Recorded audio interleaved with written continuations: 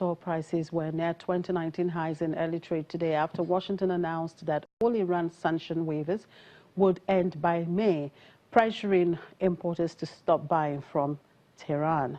Brent crude futures were at $74.40 per barrel, up 0.5%, while U.S. West Texas Intermediate crude futures hit their highest level since October 2018 at $65.95 per barrel, also up 0.5% from their last settlement.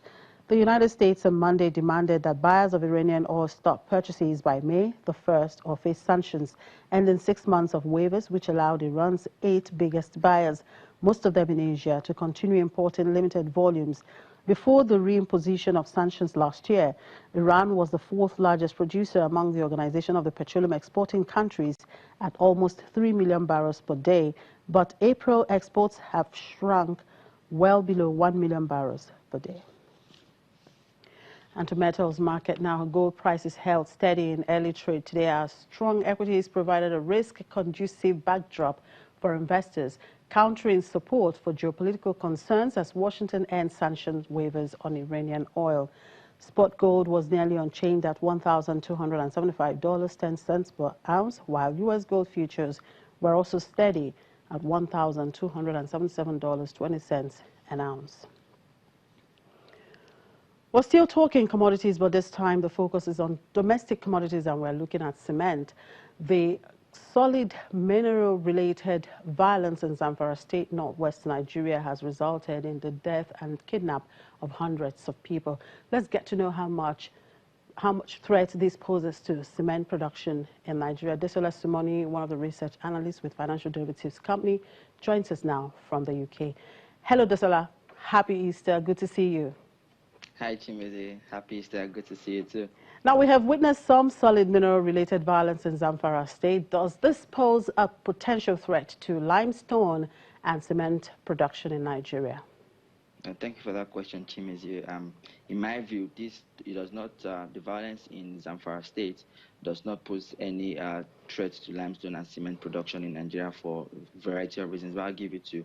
One is location. So Zamfara State is in the northwestern part of Nigeria. Meanwhile, most limestone deposits and by extension cement manufacturing factories are in the southwest and middle belt of Nigeria, talking about Abia State, Benue, Cross River, Edo State, Ebonyi, and states along that axis. So because of the huge distance, I do not think that there will be a spillover effect from the Zamfara violence to these cement producing states, or even any form of negative externality. Another factor is most of the violence in Zamfara State is due to artisanal and illegal gold and lead mining, and compare that to limestone. Limestone is one of the most advanced, or one of the most exploited solid minerals in Nigeria. So it's mining is carried out by domestic construction and cement producing companies. So it is less.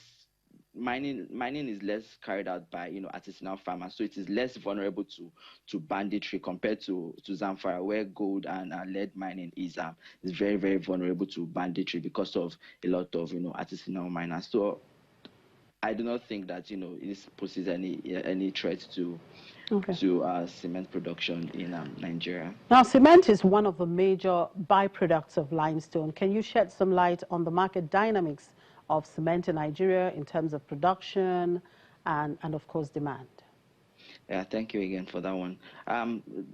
About a decade ago, Nigeria was a net importer of cement, but as of today, Nigeria is a net exporter of cement.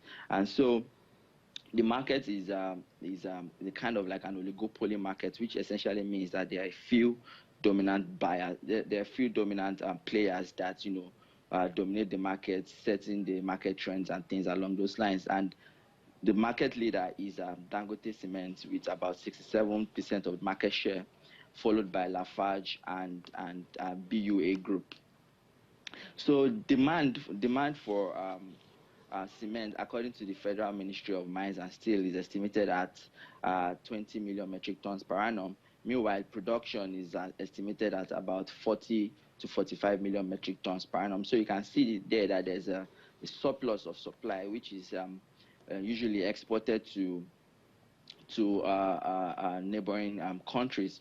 But however, a problem with oligopolies or a situation where a few firms dominate the market is that they influence the prices significantly. And a 2016 World Bank report on Africa, looking at the impact and the cost of lack of competition on some industries in Africa, noted that Africans pay about 138% more for cement than the rest of the world. Like the average price of cement in 2016, I think, was about $10 per 50 kg bag, while the rest of the world paid about $3 per 50 kg bag. So that's one of the challenges of having oligopolies. But I understand that there are huge barriers to entry, and that is why we are where we are today.